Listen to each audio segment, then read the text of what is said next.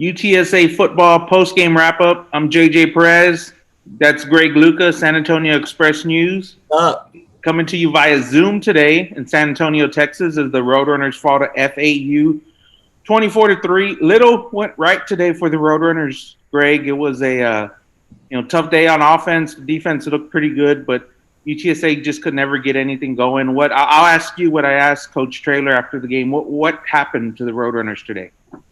So you obviously have to look at offense. Offense was the issue, only scoring 3 points. First time they haven't had a touchdown this season. And I think it all stems from the lack of the downfield passing game. So Frank Harris went 12 of 26 for 109 yards in this game. And there was, I think I counted at least half a dozen times where they tried to go deep down the field. And it was there was one that went off Zakari's fingertips. There was one that went off Cephas's fingertips. There was one that just missed Tyke. There was one where it was actually a pretty good throw, I thought, but the safety got there in time to break it up. So it was like one reason or another, whether Frank was under pressure and couldn't get everything on some of these throws or whatever it may be, if he was just missing guys, that they couldn't connect on this downfield passing game, and that allowed FAU to take away everything else. So who do you think deserves maybe the scrutiny, let's say, for the downfield passing struggles? Do you think it's the passes or the receivers or the line? How do you sort that out? I think at this point, it's a combination of everything. We saw... in addition to that, we saw FAU stack the box up against Sincere McCormick. So it was kind of a double-fold situation where there's not great protection. I didn't feel like some of the it's hard to see on TV, but, how many times have these wide receivers gotten really open this season down the field? There haven't been that many opportunities. And Frank Harris was just on the run, it seemed like, all day. I don't know how well of a passer he is when he's on the run. So you combine all of that stuff, and it's just a really, really tough day for the Roadrunner offense. Yeah, it feels like the receivers are like they're NFL open, but I don't know if they're college open. Do you know what I mean? Like sometimes you need a little bit more of a cushion because the quarterback play is not at the same level and the protection might not be perfect. And so it's like maybe they have a step and you can squeeze the ball in there, but they could be doing a little bit more to get free. And maybe it's play calling to be able to get them completely in open space. I mean, that's not the easiest thing to do, is to just have it running free down the field. But they're not getting any freebies out of the downfield passing game either. And when you mention the running game, I think it all goes back to that downfield passing. You have to force them to take guys out of the box. Right now, they can comfortably sit 8 or 9 people in there, and they're not getting punished for it because the downfield passing game isn't working. I think what we saw today is the recipe that we're going to see opposing defenses moving forward on how to beat this Roadrunner. I mean, the word is out on Sincere McCormick and the run game that UTSA has, and that's going to be a struggle, I think, the rest of the season. Yeah. What did you think about the decision to go to Jordan Weeks in the fourth quarter? Coach Traylor said it was just like to get him some reps and to keep Frank from taking any more of a beating. But did you either see anything noteworthy in his play, or did you think there might be more to that? Well, it almost felt like, if they had other options earlier in the game, they may have gone there, because just the offense was just so stagnant. It's probably the worst we've seen all season in terms of just being able to do anything. And post game, Coach Traylor said he talked with Frank on the sidelines, and I don't know if you saw the exchange. They showed it on TV, and it looked a little heated. It's hard to kind of pick up what was said through the TV, but, I mean, we know Frank's a competitor. He doesn't like to be taken out of games, but, I mean, at that point, there was nothing left in the ball game. Yeah, I mean, I didn't see that, but I guess especially Traylor told us after the game that it wasn't a reflection on Frank or on Frank's play. And so if that's the case, then I could understand a little bit why Frank would be upset if he wants to be in there and he wants to compete. But there was also a play, I think it was the last play of the first half, actually, where Frank got hit and stayed down for a little bit. And I don't know if he was actually injured there, if he was just kind of stunned a little bit. I mean, he looked pretty healthy for most of the game, but there's always going to be that lingering concern, whether it's with the knee or just with his history of injuries or whether it's something like that. I mean, any player can't really take that many hits back there in a vulnerable position like that and just be good to go when you play 12 straight weeks through the year. Let's talk a little bit about the defense. It was another strong performance by that group. They, a lot like last week, I thought they gave up some plays early on, gave up 10 points, fairly easily and quickly to FAU to start the game. But as the game went on, they kind of locked down, and it felt like the defense was going to give them an opportunity to win this game if the offense could do anything. Yeah, very rarely do I like to look at like one or two plays and say that made a big. By the way, it's a split screen. Like everybody saw that. But anyway, I rarely will look in at one or two plays and say that made a difference in the game. But I think in this case, it actually did. Like you can look at the first touchdown drive that FAU had. Right. There was that 4th-and-1 play where they didn't get lined up in time on defense. The UTSA just wasn't prepared, and FAU got 15 yards on that. And then I don't know if they were still trying to figure out what to get aligned in, but FAU immediately hits that slant pattern, 27 yards for the touchdown. So that drive, I think, just gets traced back to that error on 4th-and-1. If you get a stop there, it's a totally different ballgame. And then you look at FAU's second touchdown drive. They basically had brought up a 3rd-and-11 with a stop, but they were called for a late hit out of bounds. And now suddenly that gives FAU a new set of downs, and they turn that into a touchdown as well. So you can take away those 2 touchdown drives with just 2 plays that UTSA had to make on defense. And really, not even like they had to go out of their way to make a play, just 2 mistakes that you had to eliminate. And I think that they could have easily had FAU off the board, aside from a 3-pointer to start the game, especially when you consider that the last drive was just because they had a really, really short field when UTSA was desperately trying to make a comeback. So you can kind of go to all 3 drives and just take them away. You pair those statements that you just made with the fact that there was a touchdown, a Brendan Brady touchdown pass that was called back, and there were two field goals that probably UTSA should have had that on 3rd, and they ended up getting sacked on 3rd and long and at the end of halftime. So I mean, that's 13 points in the first half, and it's a totally different game, I think. Yeah.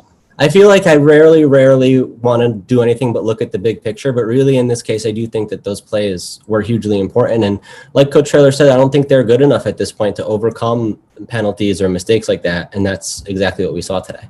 Where do the Roadrunners go from here, Greg? It seems like if last week's was a crossroad game, maybe they took a step forward last week, and this week maybe they took a step back, and they're probably a good team but not a great team. Is that kind of the feel you get?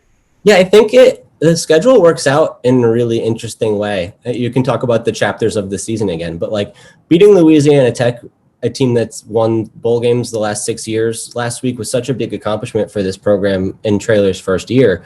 To be able to, maybe that team isn't going to be the top of the heap this year, although they did beat UAB today. And I think if you win that game, that says that you're on the way. And now if you then the next week go on the road and beat the defending conference champion, again, they've only played 2 games. We don't really know if they're going to be a team to beat in the league this year or not, but they looked pretty strong today. And if you go on the road and beat the defending conference champion, then what is there left for you to do, right? At that point, you've accomplished all the goals. So leave some stuff for future years. I think it's okay to be sitting 4-4 right now. Yeah, four West Division games remaining: UTEP, Rice, North Texas, and Southern Miss. Not in that order. Still a lot of football left. What was your reaction to Jeff Traylor in postgame? Kind of, I'll describe it as falling on the grenade. He mentioned, several times that it's his responsibility to get these guys ready, and they just weren't today. Yeah, I thought it was interesting. We talked about just now the downfield passing game, and when Traylor was talking about it, he said, well, we have to block it better, and we have to make better passes, and the receivers have to make plays, and it's on us as coaches. And so at the end of everything, he traced it back to the coaching staff, and I think that's just like kind of a cliche thing to do. He's never going to really throw anybody under the bus, at least not that we've seen. And it's one of the first times that we've seen them in a position where the post-game line of questioning was going to be negative, if that makes sense, because a lot of the losses up to this point were respectable or impressive, even if it was an L at the end of the day. So this was the first time it was really like he had to answer for a poor performance, and maybe we'll just see that every time they lose. That right. At the end of the day, but yeah, that's basically my take on it for now. UTSA heads to Houston next week to face Rice. I think probably they're in the same boat as FAU, and that there's not a large enough sample size to know how good that team is. I think probably FAU was a little bit better than people gave them credit for coming in. And these guys coming back. I didn't mean to interrupt you there, but FAU had a lot of guys coming back today. So I think that like this is as close to full strength as we've probably seen them on the year, just because maybe they were healthy for the opener, but that was the first game. And then game 2, a couple weeks later, they don't have a lot of people. And so now game 3 with a pretty full roster, I think you're starting to get a picture of what FAU might look like. So that's it looks like they're a pretty good team. How they compare to Rice, I actually want to look at the last 4 games as a group. I want to ask you what you think UTSA's record is going to be. And you can start with Rice, of course, because that's the next game, but they played pretty much dead even with Middle Tennessee, went to 2 overtimes, and we saw UTSA on the field with that team, and it looked like UTSA was better. I know it was a close game, but I think if they played a million times, UTSA would win most of them. And Rice took care of Southern Miss today, but that program has a lot of issues at the moment that they're working through. So how do you see the last 4 games shaking out? Do you have a prediction? It depends what Roadrunner team shows up. I mean, the one that's been okay enough on offense to move the ball, to get in, the red zone and at least kick field goals, or the one today that's just struggling and teams are going to stack the box and they're not going to be able to run because they can't pass the ball because protection's out of control. So I think some of these teams aren't just good enough to stack the box and have that be enough, right? Like, you have to be playing a strong defense for that to be the easy answer. I don't think, any team on the schedule can just stack the box and not get punished for it. You have to have enough talent elsewhere to cover up the holes. Like, against lesser teams, I don't think they can get away with that, because either UTSA will be able to run it anyway because the run game's good enough, or it'll be easier to connect on some of these passing plays. I don't know if that's like a solution that a cop-out answer. Well, I just don't think like the next 4 teams that they're going to play are good enough to just plug that in and say that UTSA is not going to move the ball at all.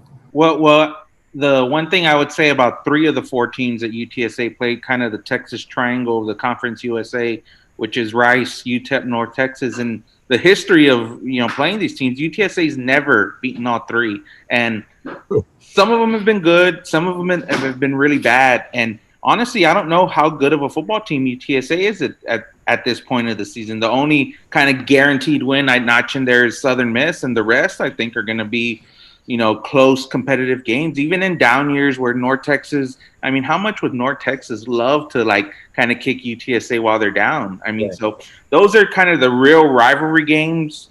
We kind of joked about that the last few weeks, but they get up for each other, and it's almost you throw the records out the window.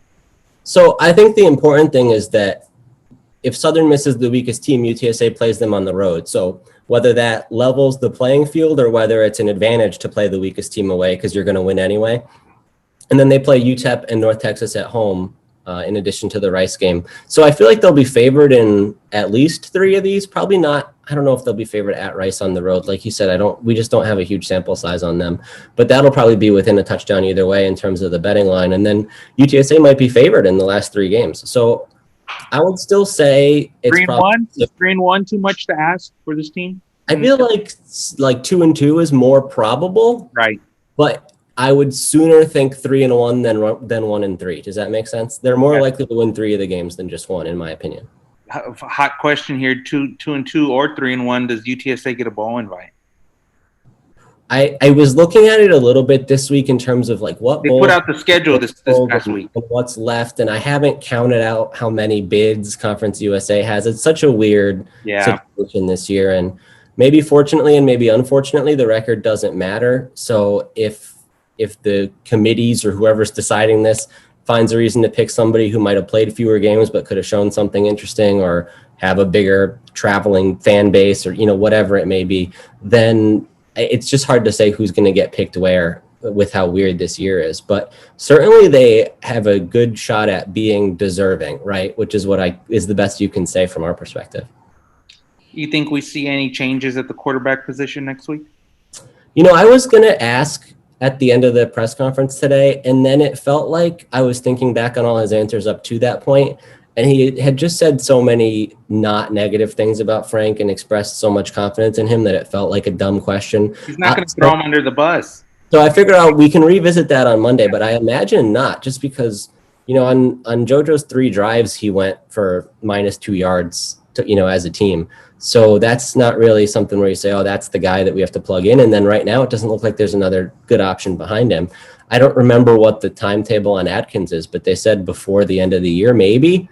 And so, but then you have to get him back into practice and get him back up to speed. So that seems unlikely to be a solution. So I think it's Frank Harris's team for the foreseeable future.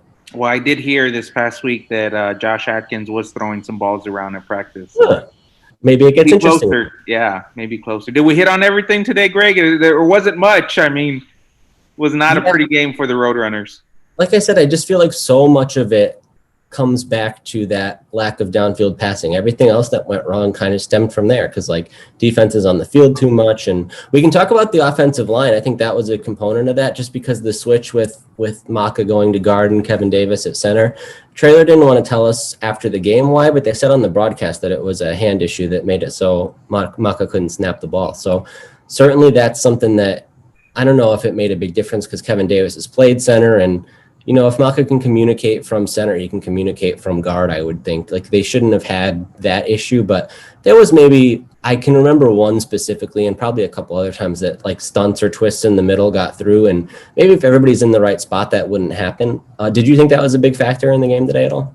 I did not early on, and, Frank got rocked a few times. I think he was sacked 4 times in the first quarter or through a quarter and a half, and I think 2 of those I might have put on Frank just because, lack of pocket awareness. But, I mean, he did such a good job of escaping the pocket when there was pressure. So, I mean, that's there just hasn't been the consistency there, I don't think. Yeah. So the last word I would just say is that UTSA is just not all the way there yet, and nobody expected that they would be. So 4-4 is good, and then we'll see how they close out the last 4 games. But I think certainly not much to be encouraged about today, but you don't want to lose sight of the big picture. I think still this is a pretty good season overall at this point. UTSA's record overall is 4-4, 2-2 in conference play. That'll wrap it up today. Greg, I appreciate you jumping on the Zoom on Halloween night. Stay safe out there. Enjoy your holiday. This is really cutting into my trick-or-treating time. Yeah, same here. See you guys during the week. Later.